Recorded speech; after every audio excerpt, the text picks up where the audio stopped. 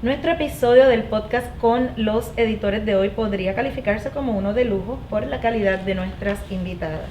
El asunto que vamos a discutir lo hemos venido estudiando sin la prisa de la inmediatez de las redes sociales. Se trata del mecanismo de las listas como denuncia para agresores contra las mujeres.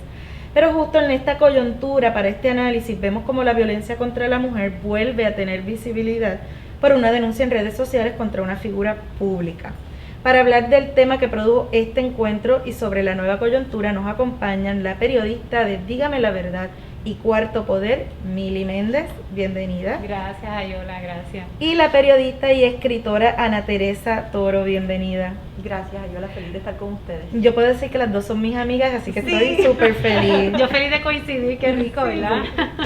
Muy pertinente en este espacio tener la voz masculina de mi colega que siempre es parte de este podcast, pero hoy quiso escapar y le dije que no. Mi colega editor web de Metro, Juan Marrero. Buenas, y saludos a todos los que nos están escuchando y ustedes, muchas gracias por estar con nosotros. Para mí es un privilegio tenerlas en Metro para reflexionar fuera de la polarización sobre el debate relacionado a las listas de denuncia en el contexto del cese de publicaciones de la lista Yo Te Creo, luego del suicidio del dueño fundador del Bar Teatro de Música Independiente La Respuesta, José Fofito Morales Pérez, quien había sido incluido en esa lista. Este lamentable incidente ha generado un debate sobre la función de estas listas como mecanismo de denuncia, la adjudicación de culpa, la ayuda a las sobrevivientes de violencia machista, el proceso para escuchar y creer a las víctimas, el proceso para trabajar con los agresores y sobre el feminismo en sí mismo, lamentablemente. Así que fuera del ruido de las redes, hay piezas que se han escrito muy interesantes, algunas que he podido ver, en La búsqueda de culpables en el suicidio, que publica Es Mental, y Polarización por las listas impide análisis sobre violencia machista en todas. Este podcast surge de una conversación informal con Mili, quien me compartió que tuvieron en Dígame la Verdad un panel sobre el tema que fue muy intenso, así que quise también invitar a mi amiga que tiene un pensamiento muy profundo sobre este tema y otros temas, Ana Teresa Toro, con quien el diálogo para cuadrar este podcast fue muy revelador, así que yo quiero que iniciemos por ahí. Ana y yo nos confesamos que inmediatamente quedamos un poco paralizadas por la noticia y por el debate. Así que yo quisiera, Mili, si nos puedes compartir cuál fue tu reacción inicial a esta noticia que dio paso a este debate. Pues mira, mi reacción inicial, y para ser bien sincera, como acostumbro, me quedé anonadada, en shock, porque conocía a Fofito, como todos le decíamos, y de momento cuando mi esposo me comparte la noticia, yo digo, wow, ¿qué pasó aquí? Entonces me puse a indagar. Tengo que reconocerles que yo no sabía de la existencia de esta lista en las redes sociales y comienzo a indagar. ¿Por qué? Porque aunque me sorprendió lo que ocurrió, dije, bueno, hay que indagar un poco más, hay que ver qué es lo que está ocurriendo y fui bien cautelosa al tocar el tema y dije, ¿sabes qué? Voy a esperar a poder que siga surgiendo la información antes de llegar a una opinión. Y voy a esperar a hablarlo con mi panel de mujeres. Yo todos los miércoles tengo un panel de mujeres maravillosas, muy comprometidas. En ocasiones pues difieren y este fue un tema donde pues hubo diferencias de pensamiento, pero me parece que se dio una discusión muy buena, una reflexión, me puso a mí pensar y yo creo que a todas sobre este tema. Porque al principio pues estaba buscando pues si esta página era la culpable de provocar el suicidio de Fofito, entre otras cosas. Te tengo que decir que las opiniones fueron bien diversas. Una de mis compañeras decía que sí, que esta página debe existir y que ese es un mecanismo para que las mujeres se puedan desahogar.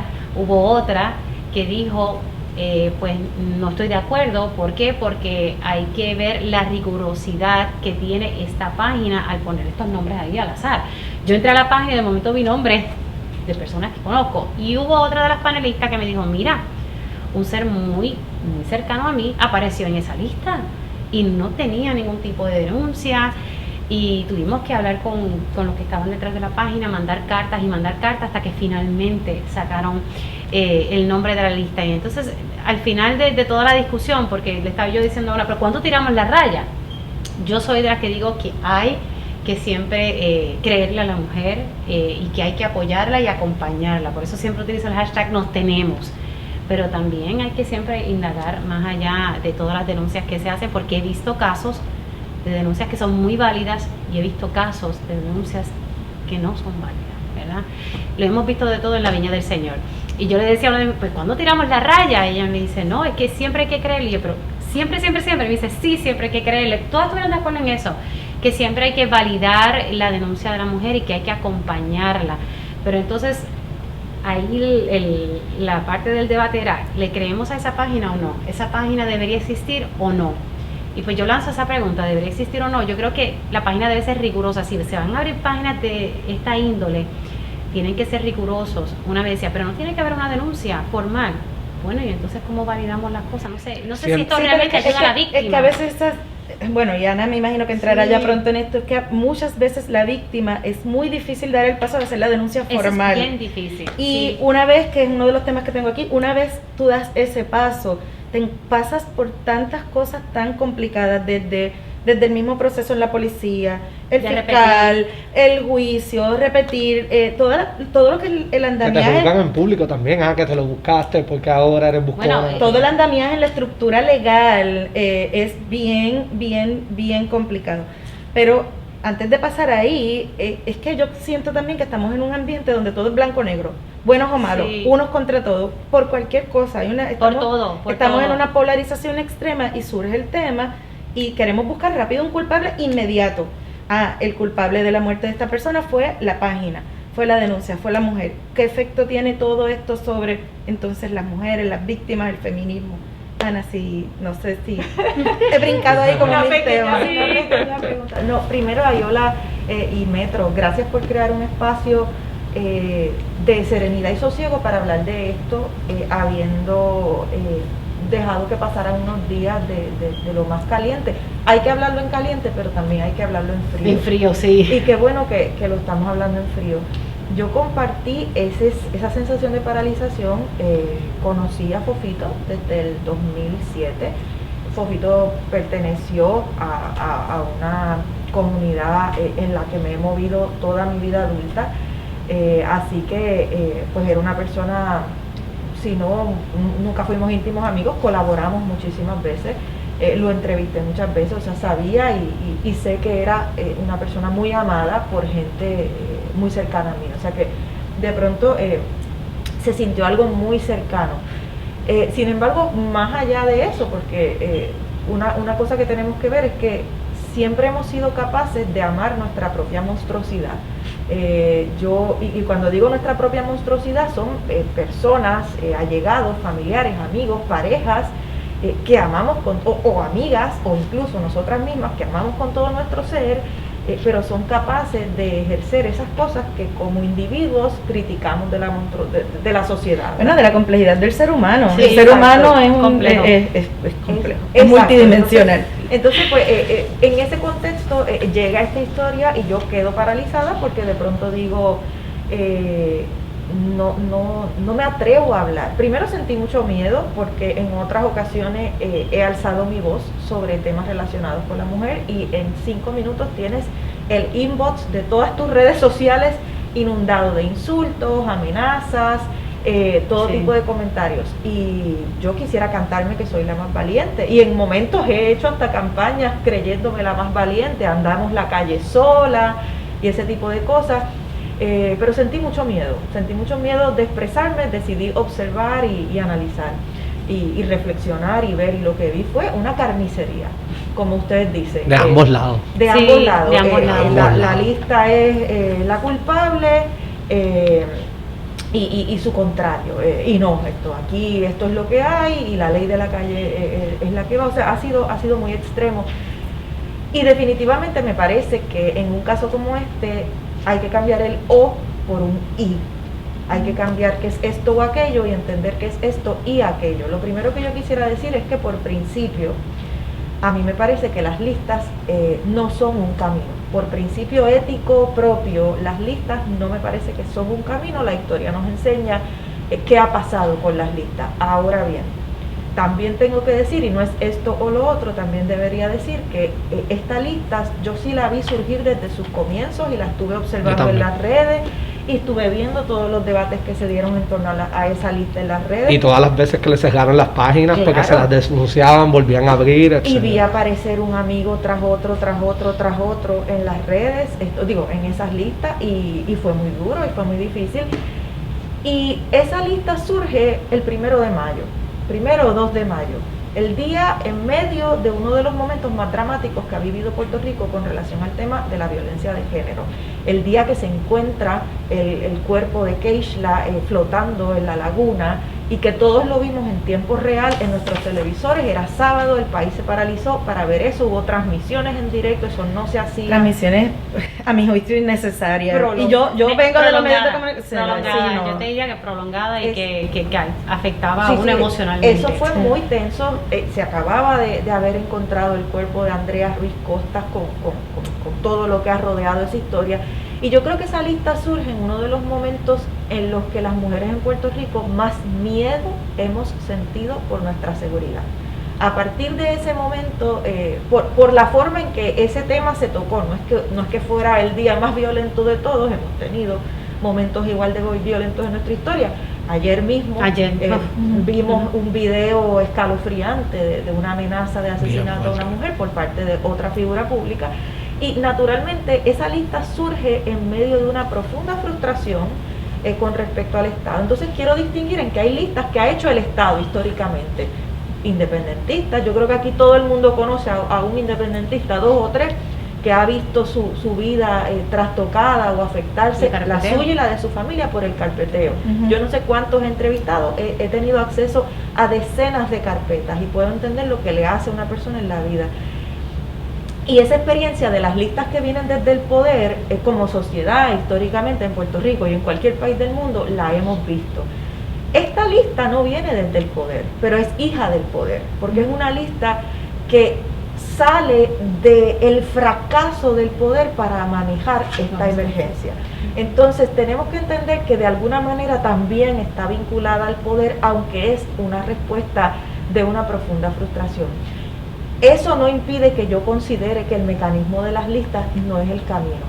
Entiendo también que en momentos desesperados se toman decisiones desesperadas y en un momento como este tan delicado, más allá de ir a señalar con el dedo, yo creo que a lo que estamos llamados es a entender, a quizás tratar de hacer mejor un mecanismo que es imperfecto. Un amigo que salió en esa lista y que escribió un texto extraordinario reflexionando sobre su aparición en esa lista, decía: mira, yo no soy quien para decirle a las víctimas cómo procesar su dolor. Si quieren hacer la lista, háganla, pero entonces vamos a dividir, porque con qué cara yo le digo a mi hija, a la maestra de mi hija, que porque he sido un macharrán en mi comportamiento, pues tengo que estar en el mismo lugar que un violador, que un asesino.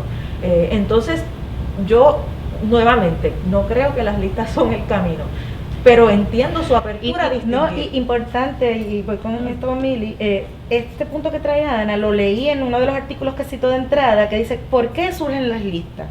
Pues surge porque el Estado ha sido incapaz de ayudar a la sobreviviente, de darle las herramientas, lo mismo que hablábamos ahorita. Ok, tú das un paso adelante, pero lo que empieza por ahí para abajo es otro calvario. Bueno, yo creo que lo dejaron claro con el caso de Andrea Ruiz Costas, cuando escuchamos la grabación de la vista. Ese es el más dramático, pero vamos a hablar de esos casos. Y son muchos, que son así que no conocemos. El caso de uno de los muchos casos de Jerome Garfer, esa muchacha, las fotografías no pasaron por sala. La fiscal nunca se sentó con ella a entrevistarla antes de esa vista. Y tiene encima la Comay a las 6 de la tarde, sacándole todo, cada vez que se saca una foto en traje de baño, entonces haciéndole un juicio moral. Entonces, de ahí es que nacen esas listas, que tampoco es que las queremos justificar, así que estamos en una zona que es como un callejón medio extraño. Pero coincidiendo un poco con lo que está diciendo Ana Teresa, a mí lo que me preocupa de las listas, y entiendo el punto tuyo también, de que la gente se siente tan frustrada, especialmente la mujer, y que uno ha podido entrevistar y que en muchas ocasiones no ven que validen sus denuncias. Yo recuerdo una vez que yo embarazada de mi hija, entrevisté a otra embarazada que le daban todo el tiempo y nunca le hicieron caso en el cuartel municipal porque porque la mamá de su agresor tenía conexiones, nunca se le hizo justicia. O sea, y ese caso a mí me trastocó, porque estaba embarazada, una mujer embarazada recibiendo golpes. Y el sistema no lo ayudó. ¿Por qué? Porque a veces el que tiene palas es el que... Y el Estado sí ha fallado, por eso es que tenemos, ¿verdad?, una solicitud y que ya se declaró un estado de emergencia, que hay que ver, ¿verdad?, cómo se ha movido esa situación. Pero por otro lado, si se van a crear estas listas, hay que ser rigurosos a la hora de poner los nombres de seres humanos ahí, ¿me entiendes? Porque hay casos que tal vez sí, que está bien que estén ahí, pero hay otros casos que no, que esos nombres no debieron haber estado ahí. ¿Y cuál es el fin de la lista? ¿Cuál es el fin de la lista? Buscarle justicia, según, ¿verdad? Buscarle justicia a las víctimas. Y ya hay tantas organizaciones, y a este punto quería llegar, hay tantas organizaciones en este país que están haciendo una labor tan extraordinaria. Yo las entrevisto a cada rato, tengo muchas de ellas en mi panel, que yo creo que hay que fomentar o seguir promoviendo todas estas plataformas y estas organizaciones sin fines de lucro que hacen de tripas corazones, que en muchas ocasiones no reciben asignaciones de fondos locales, sino federales y donativos, que hacen la diferencia y que canalizan, tienen una estrategia de cómo ayudar a la víctima de violencia de género, que tal vez estas páginas no las tienen. Y yo creo que debemos irnos por ese lado. Vamos a ayudar a las víctimas, vamos a acompañarlas, vamos a validarlas y vamos a utilizar, si el gobierno nos falla, porque no hay educación de equidad y de otras cosas en el mismo gobierno, solamente a veces con ver los comentarios, pues mira, vamos a canalizar las ayudas a través de personas que sabemos que están preparadas y que saben cómo manejar estos asuntos y apoyarlas en el camino, ¿verdad? ¿Y cuál debe ser el rigor? Juan, no sé si quieres compartir esta historia de que lo hemos discutido, que en esta misma página alguien hizo el contacto. Y yo vi, mientras estaba pasando toda la discusión sobre Fofito, vi gente que estaba comentando y hablando, pues, como empezó la carnicería, como estaba diciendo Ana, y era gente que era, vamos a, ya basta de la cancelación, y vi comentarios. Y una persona que está en mis redes sociales que dice, yo me traté de comunicar con estas personas, con esta gente que maneja la lista. Y yo pregunté qué yo tengo que hacer para publicar un nombre ahí. Y prácticamente lo que le dijeron es, dime el nombre de la persona, a qué se dedica, cómo se le puede identificar la persona. Una prueba no es necesaria. Y ahí fue que ella estaba cuestionando el porqué de esta lista. Como que tú me dices a mí que sin yo decirte una prueba, sin yo darte algo, tú vas a publicar un nombre ahí. Ya, ¿Tu nombre puede aparecer ahí? Y mi nombre puede aparecer ahí. Sí, ¿verdad? Si mi nombre aparece ahí, puede ser un ejercicio como lo que estábamos hablando ahorita fuera del micrófono, de yo pensar, diablo, yo habría hecho algo que tal vez sí es una ofensa y tal vez yo no me di cuenta y tengo que desaprender eso. Eso sí se puede utilizar de ese mecanismo. Pero sí, mi nombre puede salir ahí y tal vez nadie sabe por qué. Y fue que lo pusieron ahí y ya, y lo publicaron. También es cierto que, somos como la historia esta de los peces que no saben lo que es el agua, porque estamos nadando en ella.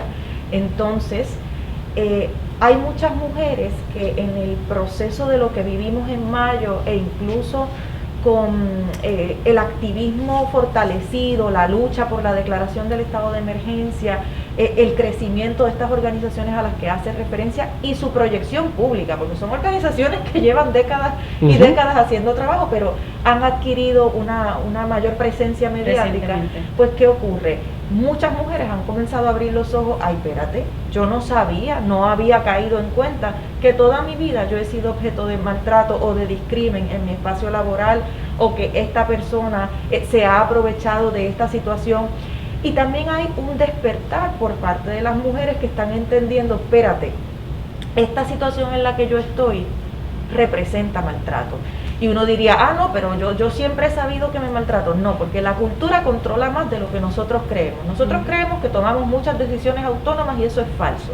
El ser humano se mueve en un caldo y de vez en cuando saca la cabeza fuera de ese caldo y puede tomar una decisión propia. Y respira un poco, ¿verdad? Pero hay mucho, la mayoría de nuestras acciones y pasos están diseñadas y controladas por la cultura. Entonces, muchas veces tú darte cuenta de que algo dentro de esa cultura está mal y quieres romper con tu participación y tu rol en esa cultura, toma tiempo, y el tiempo de acceder a esas pruebas acaba, porque los moretones no siempre se retratan y no duran en la cara para siempre. Entonces también, nuevamente, insistiendo, y perdonen que vaya con esta matraca, porque no quiero parecer que estoy haciendo una defensa de un mecanismo que me parece incorrecto y repudiable, y que la historia tiene todo a su haber para demostrar que es terrible, pero dejando eso de lado, entiendo la necesidad de alzar la voz y decir, esto ha estado mal, esto me pasó a mí, esta persona, y de repente, como pasó con el caso del hombre de Yatea, que de pronto alzó la mano. Eso fue por Twitter, eso empezó por Twitter, bueno, y poco a poco siguió. También. Y eran 20, y pasó con Héctor Olina. Entonces también de repente también hay que decir, vale más la reputación de un hombre que la vida de una persona, de una mujer, y uno diría, bueno, pero si le destruyes la reputación, le destruyes también la vida. O sea, esto es un perro que se muerde. Es un causa-efecto, la causa de que no se ha hecho mucho, ha habido una inacción por mucho tiempo, pues este es el efecto. No, y cuando hablamos de la reputación, la mayoría de las mujeres que han o hemos vivido alguna situación de esta, sabemos que en el momento en que tú alces la mano y digas, a mí me pasó esto, hay unas dinámicas de poder en las cuales la experiencia te enseña que vas a salir perdiendo. Entonces, ¿por qué no se usan los canales correctos, ideales que están ahí? Porque no funcionan, o porque tenemos miedo al peso que pueda tener en la reputación de una mujer también. Ah, no, espérate, con esta no, que X, Y, Z. Entonces ahí se dan unas experiencias y unos mecanismos de frustración muy grandes y se recurre a algo que es una explosión, que es una salida que yo puedo considerar injusta, que podemos considerar desbalanceada, pero que es el resultado de a donde hemos estado. La lista para mí no es culpa de quienes recurrieron a la lista culpa del sistema.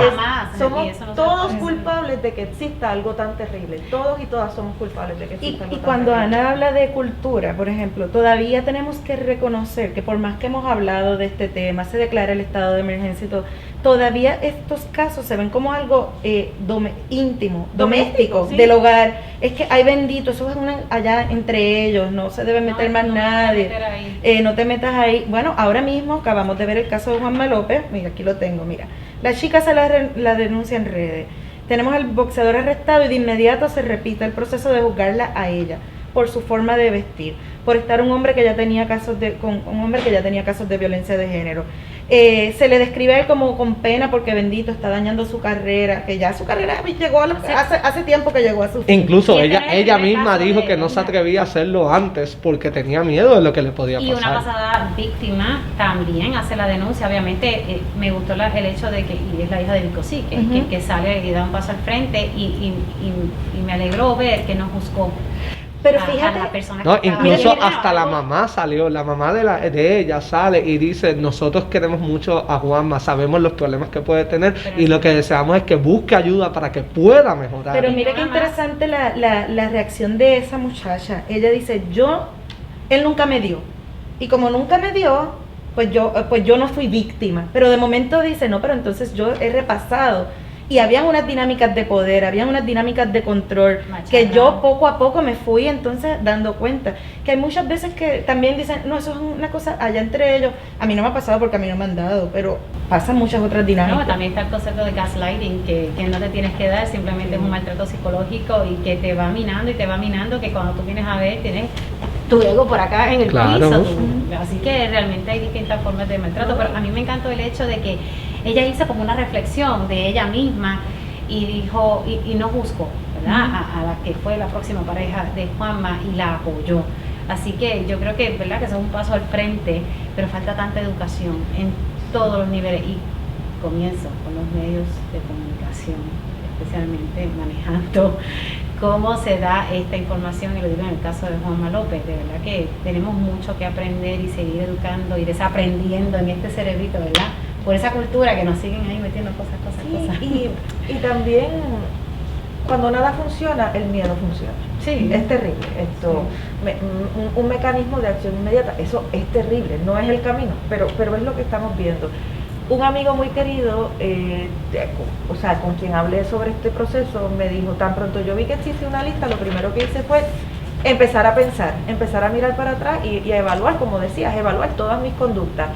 Y me doy cuenta que si me dejo llevar por la descripción, acoso o insultos o comportamientos machistas en el trabajo, o sea, la lista es tan amplia, pues yo hubiese podido clasificar. Y la realidad es que la mayoría de Puerto Rico, la mayoría, hombres y mujeres, pero en este caso que está concentrado en los hombres, podríamos estar ahí porque son características que describen aquello que hemos dado por aceptable en la cultura. Entonces hay un camino de resistencia. A mí me parece saludable esta cosa de envalentonarnos las mujeres para atrevernos a alzar la voz y decir esto nos ha pasado, para que entonces los mecanismos que ya existen empiecen a funcionar mejor, porque haya una exigencia a esos mecanismos de que funcionen mejor. Yo creo en la presunción de inocencia, creo que la gente tiene derecho a un juicio justo, creo que no está bien que un violador y un asesino estén en la misma bolsa que una persona que ha cometido digamos, algún acto de macharranería, un comentario, un chiste machista. No me parece justo eso, pero aquí hemos llegado. Entonces, ya que estamos aquí, podemos repudiar el mecanismo y entender por qué ha sucedido, y a partir de ese entendimiento ir limando asperezas. Nada, estamos muy atrás para eso, pero aquí estamos. Estamos atrás, pero uno puede analizar las cosas. Mira, yo me acuerdo, yo frecuento mucho un lugar y me acuerdo que me encuentro una persona que fue amistad mía de chiquito. Y pues le presenté varias amistades que estaban conmigo y él quería invitarle una cerveza a una amiga mía. Y le invitó la cerveza y la amiga mía le dijo, no, gracias. Y él se fue molesto y cuando me pasa por el lado, esa amiga tuya con esas actitudes no da ni las gracias por una cerveza que yo le compré. ¿Ella te la pidió? No. Bueno, pues ya no tienes que dar las gracias de nada. Y son cosas así tan pequeñas que uno tiene que analizar. Yo quería hablar con ustedes, que lo está hablando con Ayola, con todo esto que Fofito, empezamos ese tema del principio. Los bandos fueron fuertes y en las redes sociales yo tuve de los dos lados. Yo me acuerdo cuando yo me enteré de la noticia, primero fue que me dijeron otro nombre y yo fui averiguando, y cuando me di cuenta quién era la persona, tuve que hablar con dos personas, una mujer y un hombre, que les afectó directamente, y primero dar el pésame, estar con ellos, claro. Porque pues es lo justo, son personas que lo querían. Somos seres humanos. Somos seres humanos. ¿Se puede invalidar ese sentimiento de dolor? Ahí es que está la cosa, porque una persona venga de la izquierda y venga una persona de la derecha, hay una doble vara de cómo se tratan a estas personas. A estas personas cuando se les señalan, ¿ustedes entienden que puede existir esta doble vara? Cuando me refiero a la derecha, alguien liberal, alguien que viene, Fofito viene de un grupo bien liberal, bien abierto, que es de cultura, es de música, es de cine, es de teatro. Donde hay hombres que se dan a conocer como feministas, que apoyan proyectos feministas. ¿Te pusiste a pensar?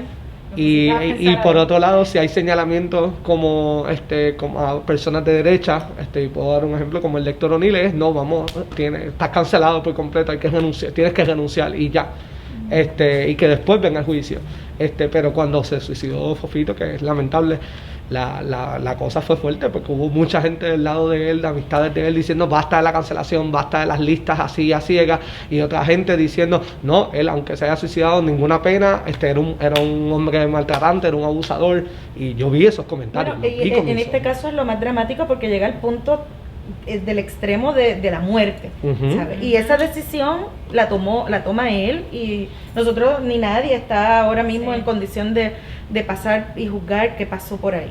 Pero hay otros casos de académicos, de gente en la cultura, en distintas esferas de poder, pero los que se relacionan más a un pensamiento liberal, que han sido señalados, pero pasa más por lo bajo. Entonces, por ejemplo, si estás en la universidad te jubilas y ahí se acabó la cosa, pero si fuera lo mejor y vamos al otro extremo, un Georgie Navarro hay que quemarlo en la hoguera. Entonces ahí es que viene lo de... Sí, ese se quema solo. La doble, ¿verdad? Lo que se podía saber esa doble vara. ¿Sí? Yo creo que sí, es que estoy aquí analizando, estoy pensando lo que ustedes están diciendo, porque a veces uno no se sienta, por lo menos yo no me siento a verlo, ok, este es de izquierda, el otro es de derecha, simplemente lo veo por cada denuncia que surge, como que no veo ese lado y me he puesto a pensar, pero yo creo que en ocasiones sí se puede dar como que hay un punching bag más fuerte hacia un lado que el otro. Yo sí creo que hay una doble vara, y hasta cierto punto, igual esto puede sonar inapropiado que se diga, pero creo que debe haberla, porque es que siempre han sido las izquierdas las que han ido por el mundo con la bandera de los derechos humanos. Las luchas de las mujeres pertenecen a los derechos humanos, entonces la vara está más alta y es mucho más incómodo, a lo mejor no debería estar más alta, pero lo está, y es mucho más incómodo tener estas conversaciones internamente, pues porque se da con la gente que marcha contigo, se da con la gente que te apoya tus causas, te da con la gente que a lo mejor tiene un buen negocio y es donante de tu pequeña editorial feminista. Entonces son situaciones, eso no las exime, pero puedo mirar lo que está pasando y entender que lo hace más complejo y más incómodo. Vamos a traer un ejemplo concreto. Movimiento Victoria Ciudadana en la campaña política anterior, Néstor Duprey. Ay, He señalado, pensé en eso ahorita. he señalado, y fue una situación bien difícil al interior de ese partido, porque, como dice Ana, promueve la bandera de los derechos de la mujer, de la equidad, tenía una candidata a la gobernación mujer, lo sacaron, pero entonces viene del otro lado, que es lo que yo vengo y digo, estamos en una sociedad tan polarizada. Del otro lado, gente en otras esferas políticas reclamando, no fueron lo suficientemente duros, había que quemarlo en la hoguera, los medios de comunicación no están reseñando esto como lo hubiesen reseñado, porque entonces crean situaciones hipotéticas. Si fuera X persona no lo hubiesen reseñado así. Las teorías. Es exacto, las teorías de la conspiración. Así que ahí lo vemos en un ejemplo concreto, ¿verdad? Más allá de plantear... y agrega a eso que estás diciendo, que la que señaló a Néstor Duprey utilizó las redes sociales, si mi memoria no me falla, sí, ella usó, ella publicó un video sin imágenes, con audio nada más. Para poder desahogarse, o sea que vemos, ¿verdad?, cómo nuevamente se utilizan las redes sociales de alguna forma para... Que le terminó costando la candidatura. Por eso, y al final del día, en ese caso, por ejemplo, si seguimos con ese caso, no hay una acusación, no hubo un caso ni nada. Ella tal vez sintió la reivindicación en que se acabó su carrera política. Hasta ahí, ¿verdad? Digo, porque sigue teniendo sus podcasts y sus comentarios políticos y tal. Pero entonces, eso es una forma de las víctimas también sanar. Me quedaste pensando en eso porque tú estabas diciendo que logró que él ya no tuviera su carrera política, pero yo me pregunto, ¿ella pudo haber sanado? Esa es la pregunta. Sí, no, pues, y eso lo plasmo porque en mi entender tal vez ella está en ese proceso de sanación, porque por el hecho de que ya él no está en esa candidatura, que él no corrió, y eso no significa que ella sanó. Y lo vimos también con el caso de la ex de Juanma, que ella pensó que había sanado y que había pasado la página, pero realmente no. Y cuando ve un asunto que tal vez la toca a ella de alguna forma no tan directa, la toca, ahí resurge nuevamente. Así que... Eso puede ser porque el problema, aunque es uno social, y si estoy equivocado y ustedes piensan diferente, aunque el problema sí es uno social y es del colectivo, la sanación es bien individual y cada cual sana de una manera diferente. La gente sana como puede, y entonces también yo creo que estas conversaciones nos obligan a querer decir, esta es la forma de manejar esto, y yo creo que no hay una forma. Que no hay una forma. Yo creo que hace falta un grupo de mujeres o varios grupos de mujeres que estén bien molestas y que velen la esquina.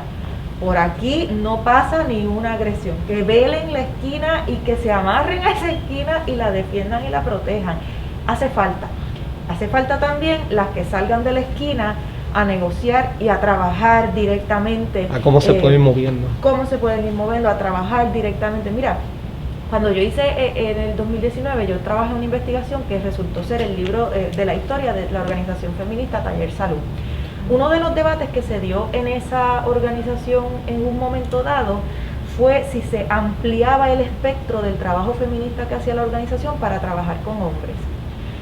¿Por qué? Porque esa organización estaba ya anclada y plantada en Loíza y se daban cuenta que muchos de los asesinatos de hombres jóvenes en Loíza se daban en ese momento en particular, estamos hablando de principios de la década del 2000, se daban pues porque aquel miró a mi mujer. Sí, pero unas masculinidades. Unas masculinidades, una sensación de pertenencia, de propiedad, de poder, de control, que tiene que ver con el control de los cuerpos de las mujeres, lo vemos en todos los temas del aborto que también intersectan esto, pero lo vemos también con el control de la mujer vista como propiedad.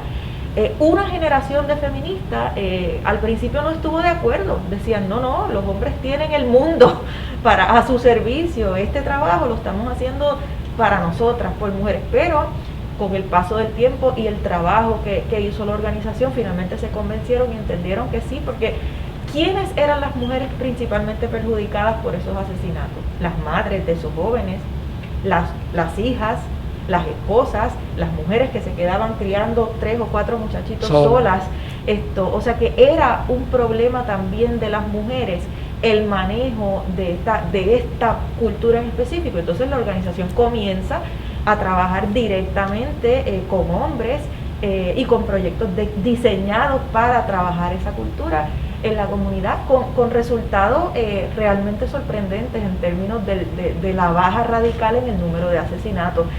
Y Y eso es algo que no lo va a tener, no hay que obligar ni pedirle a todas las organizaciones feministas que operen de esa manera.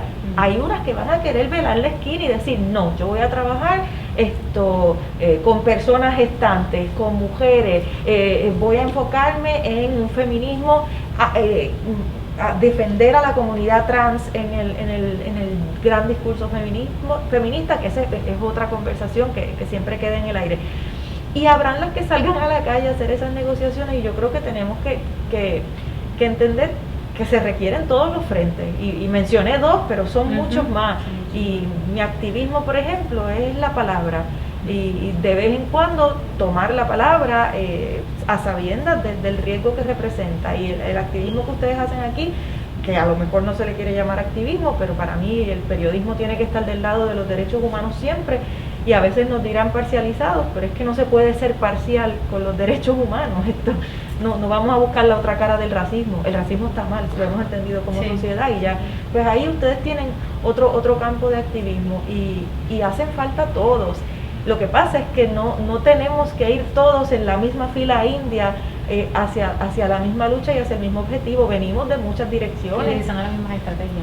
Llegamos al feminismo por distintas experiencias. Hay mujeres que llegan al feminismo desde un dolor muy profundo, desde una rabia brutal, y su forma de accionar es la rabia. Pues derecho tienen. Hay otras que van a entrar quizás desde la educación, desde la reflexión, porque su experiencia las ha llevado en esa dirección, y derecho tienen, siempre y cuando, pues claro, promoviendo pues una cultura de respeto, de equidad, y claro que yo preferiría que no existiera esa lista, pero existe, y ¿qué vamos a hacer con ella? Y ahí también viene el debate, que es lo que a mí me han dicho, y estoy de acuerdo con eso. Y me acuerdo que cuando vino la situación con un candidato en las pasadas elecciones, que sale ahí cerca de las elecciones, ¿cuándo está bien decir, cuándo no está bien decir, dónde está bien decir, dónde no está bien decir? Eso, ¿en qué momento? Ajá, como ¿quién dice eso? ¿Quién? Y por eso es que no es un blanco o negro, que es lo que estábamos hablando al principio. Es como que ¿quién te dice a ti cuándo yo tengo que hablar? ¿Quién te dice cuándo tú tienes que decir algo y en qué momento no? Mira, Yola, antes de terminar, porque yo sé que ya mismo, es que quería dar el número de ayuda, porque me parece que cada vez que tocamos estos temas siempre hay que ofrecer, ¿verdad?, algún tipo de enlace para poder recibir ayuda. Y si pues usted que está escuchando está pasando por una situación, sea hombre o mujer, ¿verdad?, porque no podemos enfocar solamente que la violencia es hacia la mujer, también hacia el hombre. La línea de ayuda 787-489-0022, 787-489-0022, y ahí conecta con distintas organizaciones directamente para ofrecerle ayuda a las víctimas de violencia de género. Gracias, Mili, por eso, que eso no se puede pasar nunca. Sí, yo estoy tratando de implementarlo, ¿verdad? Y pues nada, es siempre ofrecerle esa opción a las víctimas, donde pueden acudir. Mira, cuando estábamos haciendo la introducción de este podcast, hablábamos también de cómo esta controversia podía rebotar contra el movimiento feminista, porque lo vimos en redes sociales, y me parece y bien importante lo que traían al final del día, de que no hay un feminismo. O sea, hay muchas formas de adelantar los derechos de la mujer, de adelantar el bienestar de la mujer y de la familia en general, la inclusión de los caballeros, de los hombres en este tema, el desaprender, mujeres y hombres, ir desaprendiendo distintas conductas, y me parece que el hecho de que lo hayamos dialogado, pues es una verdad, una llave más para seguir abriendo puertas a ese proceso de desaprender y de ser una sociedad más justa, más equitativa. Así que les agradezco a ambas por haber estado con nosotros en este episodio con los editores. Juan, gracias por, como siempre, aportar desde tu esquina. No, para mí es un honor haber hablado con ustedes tres. A Ana no la conozco tanto, a Mili, pues a Yola, pues mi jefa y mi amiga, las dos. Pero muchas gracias, de verdad, muchas gracias por esta conversación que se dio aquí. Y ustedes compartan este podcast, déjenos sus comentarios en el área de comentarios, y si quieren escuchar más discusiones sobre diversos temas, toda nuestra galería de podcast, de episodios, están en todas las plataformas de podcast, Podbean, Spotify, Apple Podcast, pero en metro.pr también los pueden conseguir todos. Y sigan conectados a todas nuestras plataformas digitales.